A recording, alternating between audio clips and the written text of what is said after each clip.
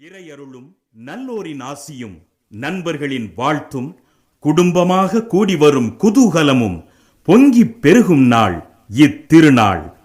இருள் ஒளிந்து பகைமை மறைந்து மகிழ்ச்சி பெருக்கெடுக்கும் மங்களகரமான இந்த நல்ல நாளில் இசை முழக்கி நடனம் செய்வோம், இணைந்தொன்றாய் என்றும் வாழ்வோம்.